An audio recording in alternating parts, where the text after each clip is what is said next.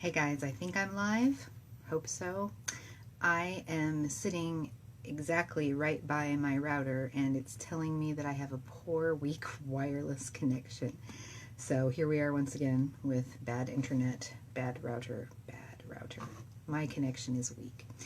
So I am going to read for you something that we haven't picked yet. What scene will it be?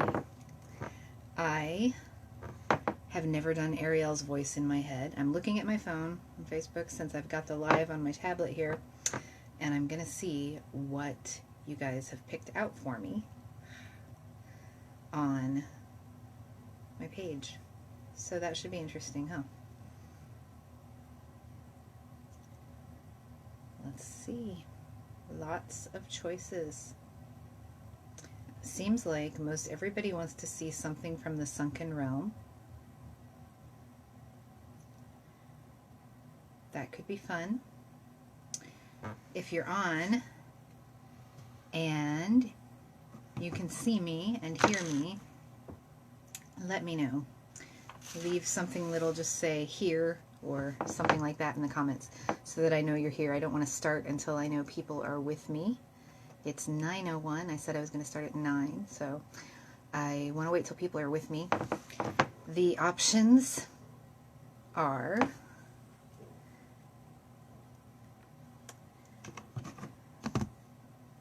let's see here. I opened the wrong post, of course. So we have to find the right one. If you're with me, tell me you're with me so I know. Leave something in the comments there. Hi, Julie. It's the first time I've seen you today. How are you, Julie? I haven't picked what to read yet. And it's going to be a cold reading. So I'm looking to see in the post where I asked for suggestions. That is going to tell me what it is you guys want to hear the most. I'm going to look at the likes. So if you find that post and you see what you want, hit a like button so that we know. I'm trying to find it. Reader's Choice at 9 p.m. CDT tonight. That's what the title of the post is. It's pretty far down the page because I've been posting about Talk Like a Pirate Day all day long. All right, so Reader's Choice. Let's look at the 11 comments that we have here. All right. Lori likes the interaction between Julian and Ariel after Ariel has her knighthood revoked. That is in the Seahorse Legacy. Heather likes several. We're going to list Heather's here. In the Sunken Realm, the one where the Lady of Achenaille finally tells the heir the 3 little words he wants to hear in the middle of an argument. In the Seahorse Legacy, when Cassian happens upon a scuffle in an alley. I don't think we'll do that one because we've got part of that scene in one of the earlier posts that we did as a dramatic reading. Okay. The Drunken Wedding. That's one that got a couple of likes here. Having a hard time choosing though. The one where Lori says the one where Julian and Renea show up on Nirista to find Ariel asleep outside in her nightgown after sleep writing that night. If you're coming on with me, please just put something in the comments so that I know you're here. We've got Julie on with us. I don't know who else is here. So as you show up, just say hello so I know you're here. We're trying to pick out which one to do now. I haven't looked at any of these. I've kept true to my word. So I'm hoping that I can do all the voices correctly. But I want to pick one in the next couple of minutes and start reading. It's been a long day, a long piratey day. Oh, here's a suggestion for the one where the Lady of Achenaille fights the lout of a knight from Averia and catches his shield like a frisbee. Hi, Lori. Glad you're on. So many good suggestions. How will we ever choose? I'll probably go by the number of likes, but there's a couple that have multiple likes. Taking the one off the table that has the most likes just because we did it in dramatic reading. So that leaves the one where Julian and Renea show up on Nirista to find Ariel asleep outside in her nightgown on the steps. The one where the Lady of Achenail fights the lout of a knight from Averia and catches a shield like a frisbee.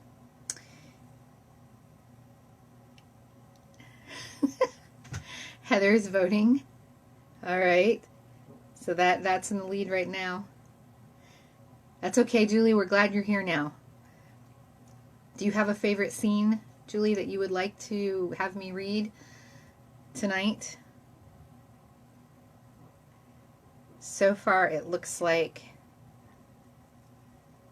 On the Steps Asleep is in the lead. There's a lot of voices in there, a lot of scuffling. You guys are going to press me to my dramatic limits, I think, on that one. Should I go ahead and find it and get started? Yikes. All right, I've got a copy of The Sunken Realm here I'm going to read from. This is like a brand new copy of the book. Hasn't even been cracked. I'm a Kindle reader, so it's just easier to find stuff like this in a paperback. You love all of them. Thanks, Julie. All right. Well then. Goodness. Let's see if we can find this.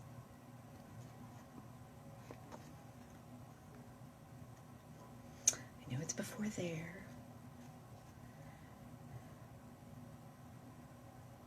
Okay. I am just about there. All right, guys. I think this is the one we're going to do. When the ship arrives with the people from Averia and Ariel is asleep on the steps of the palace of Empress Vana in Nirista. I haven't looked at this scene for a while, so here we go. Chapter 36. Ariel awoke to the whisper of her name, the coolness of dew-covered stone beneath her cheek, and a murmur of voices. Groggily, she blinked, trying to focus. But when she did, she found herself surrounded by boots. Expecting a blow, she shrank into herself. As she did, her hand tightened around the thin hilt of a weapon she had not realized she possessed. Thusly armed, she sprang to her feet and brandished it, blinking against the dawn as much as she did against the impossible vision before her. A dream? Or were they real? "I've always believed a quill could serve as a rather mighty weapon in the right hands," a familiar voice lilted. I didn't lilt, sorry. "But I never expected anyone to apply my philosophy in quite so literal a manner." That would be Roland. Sorry, guys. I already screwed up. Roland? Had she and Cassian's argument brought Roland de Whittier into one of her more lucid dreams? Ariel looked at her hand. Indeed, it was not a dagger she brandished, but a quill. She turned a circle, but there was no parchment in sight. Neither was there an ink pot, or evidence of having written anything at all, but for the black on her fingertip. That settled it then. I'm dreaming. But when she looked up into the bright blue eyes of Princess Renea Avery, that connection wavered. This is all a dream? No, it is not.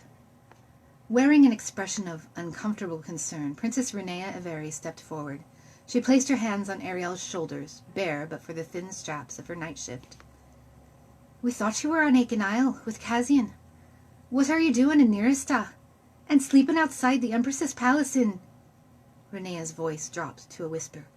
"You're under things." Ariel looked down and quickly crossed her arms across her chest. How had she come to be here, wearing only the thin night shift in which she had fallen asleep? The garment was the perfect weight for sleeping in this tropical climate. It was not so perfect a thing to be caught in outside by a group of people that not only included her 2 older brothers, but her former commanding officer, her friends Diphnal and Roland, that dratted oaf of a knight, Sir Dugan de Marcus, Renea's ladies' maids, and several other knights of the royal guard. Julian and Jarius stood behind Renea, their jaws clenched, their eyes ablaze. The other men averted their eyes, Roland being the exception, as he so often was. Focused on her scantily clad form, Roland's expression registered a compassion, near enough to pity, that had she not a history of friendship with the storyteller, she would have found offensive. "Princess, if you could step aside," he said when the silence grew thicker than the dew. "I think I can help." Renea cast a glance his way. A breath later, her severe expression relaxed. Yes, of course. Brilliant, Roland!" As she backed away, the storyteller blew across his palm. A glimmering swirl of light trailed through his fingers, snaking across the ground to Ariel's feet. He blew again, and it encircled her, rising until it appeared as if she were wearing a full, formal gown. Ariel looked down, examining the storyteller's handiwork. If she wasn't mistaken, this was a near-perfect representation of the gown she had worn the last time she had danced with Roland and Luce, though it projected a tad more shimmer than natural fabric could claim. The storyteller had quite a memory for detail. The other men let out a silent, collective breath, but they had only relaxed for a moment before the doors behind Ariel flew open, revealing a panting pirate wearing nothing but a pair of hastily laced trousers and a seahorse pendant, hung about his neck by a silver chain. "Ariel! Thank Rinloft!" In a flash he was next to her. His hands cupped the side of her head, her cheeks, and then trailed down her neck to rest on her shoulders, where they disappeared beneath Roland's illusory gown. "What by the blasted barnacles of Brigand-Roo is this?" Seeming only then to note they had an audience, Cassian spun around, but not quite fast enough to avoid Julian's fist, which connected with his jaw. Cassian went down like an anchor. A cry ripped from Ariel's chest. How dare he strike Cassian without provocation? She launched herself at Julian, her fingernails just swiping across his cheek, before she was caught, yanked back, and restrained by 2 members of the royal guard. "Kobold's beard, Ariel!" Roland swore. "Hold still!" "Roland! Language!" "My apologies, Princess Renea," the storyteller said. "But do you have any idea how difficult it is to keep that illusion steady while she's bounding around like that?" Cassian rose, rubbing his jaw. "I never figured you as the sort to throw a sucker punch, Julian, but I suppose I had it coming, all things considered. I trust you've expended your balance of vitriol for the moment?" Julian's upper lip twitched, nearly baring his teeth. "Not even close." Cassian dropped his hand. "Ah, well, I suppose I owe you the boon of a little time. Granted." One of the 3 red lines across Julian's left cheek welled and dripped. Renea pulled a handkerchief from her reticule, I said that word wrong, and tabbed the scratches before sending a rather toxic glare toward Cassian. "Oh, come, Renea, it's not as bad as all that," Cassian said now. "But I suggest you tell your knights to unhand my bride, or this is going to go rather badly for them." The guard on Ariel's left made a snort-like sound. She responded with a feral glower, and just enough of a twist to throw him off balance, giving Cassian the opening to swipe the knight's sword and dagger. A quick spin, and Cassian had those weapons at the neck and waist of the second guard. Ariel looked over her shoulder, grinning at Cassian, who threw her a wink. The knight holding her was still armed, of course. He towered above Cassian, but he would not be able to move without the dagger's blade breaking his skin. "Well," she spoke to the knight at Cassian's mercy, "are you going to unhand me, or—" Finally looking at his face, her gloating words died in her throat. "Jarius." Cassian silently swore in at least 7 languages. Of all the possible targets, he'd just had to put a dagger to the throat of Ariel's other brother. Dropping the blades, he stepped back. "Knights, hold," Julian commanded, stopping their forward motion. "Let her go, Jarius. Dugan, fall in." The knights released Ariel. She moved to Cassian's side, but said nothing. She didn't need to. "I did not expect to see you here," Julian said to Ariel. "Especially under the conditions in which you were found. We were led to believe—" At this, he speared Cassian with a brief but cold glance. "That you were grievously injured, and had a long recovery ahead of you on Aiken Isle. Yet here you are, seeming quite healthy, attending one of the most famed spectacles in the known world." "You were not deceived?" A slight tremble moved through Ariel's hand, but her voice was steady, vague. "I am a fast healer." "Is it true you wed this pirate?" "I." "Of your own free will?" Inwardly, Cassian cringed. That was a rather tricky question, all things considered. "Love has a will of its own, I think." Then again, Ariel was a rather tricky pirate. Cassian held in a chuckle. "You love him?" "To the deepest reach of my soul." Cassian squeezed her hand. "As I do you, love." Julian took a deep breath in through his nose and let it out slowly. "This is not the place to say all that needs to be said between us. And although formal words are insufficient and cold, please know the sincerity of my relief at seeing you safe comes from the steadfast love of your brother." She nodded, and Cassian sensed words were more than she could manage at the moment. Her grip on his hand tightened, and when he glanced at her face, the moisture in her eyes was too full. Time to go. Cassian feigned a grin, and as if no unpleasantness had passed between them. "Well, this has been a most unusual way to greet one's family upon a foreign shore, hasn't it? I had not expected to be so entertained this early in the day." "Entertained?" Julian ground out. Cassian only smiled. "No doubt the Empress has been made aware of your appearance and is on her throne anxiously awaiting your introduction." He paused. "You're late, by the way, and while I thank you for taking the glare of tardiness off our arrival yestereve, I don't envy the chilly reception you will most likely receive. Although—" Cassian paused. "Having Avaria's long-lost Rin among her guests will surely soothe Vanna's mood. I was unaware Jaren was sending a delegation to the Tournament of the 12. I assume you've brought one of those burly knights to compete?" Julian nodded. "Sir Dugan has volunteered to represent Avaria in the Tournament of the 12. Ariel made a small sound of derision, and although he wasn't looking at her right then, he was sure she had just rolled her eyes, at least a little. "Then I wish him luck. Considering the skill of the representative from Aiken Isle, he's going to need it." Julian said nothing, only pressed his lips together. "Right then," Cassian gave a little nod. "My lady and I shall take our leave of you, so you may tend the thrice-cursed diplomacy such an untimely arrival as yours demands." Putting his hand on the small of Ariel's back, he turned. "Ahem. Captain." "Yes, De Whittier?" Cassian ground the words through his teeth. Of all the people she could have brought with her, why had Renea brought the storyteller? "It would be best if I accompany you and Lady Ariel." "My lady and I will be just fine on our own, I assure you." "No, we won't." Ariel bit her lip. "Kaz, I don't know how I got out here, but I woke up on the steps in my night shift." He stiffened. He had seen that night shift, had quite admired her in it, in fact. He did not like that all these men, especially the storyteller, had seen her in it as well. "I woke with a quill in my hand, Kaz. I don't know how I got here, or what I wrote, or—" She swallowed, holding up 2 ink-blackened fingers. "Or where it is now.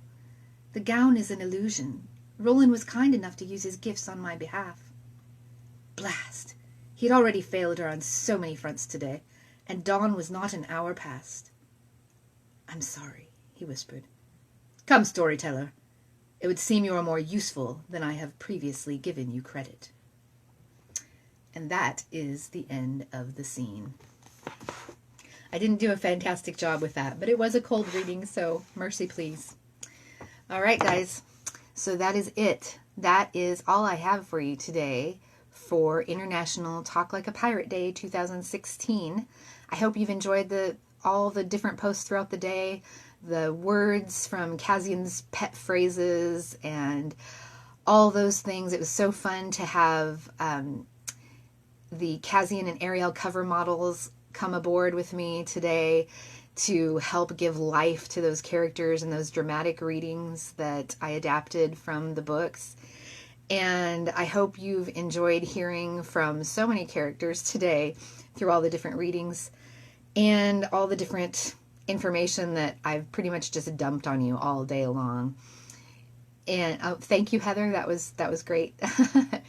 That was fun to read, and I haven't looked at it in so long. It's one of my favorite scenes that was in my head a long time before I hit the page. So I am going to sign off for the night. Thank you, everyone, for being a part of this, for coming out, not really coming out, but coming in to my little world here in Averia and Aiken Isle and all the places that I have taken you to visit today. For those of you who came in late, I hope you'll go back and go through some of the posts that went up today and hang out with some characters and learn maybe some new things and some pronunciations and things like that that have to do with the Eyes of Averia series. Just as a final little note, I want to tell you that I'm soon going to be having a cover reveal for my next book that is called Intermission, and it is a contemporary young adult coming-of-age romance, way different from anything you've had from me before.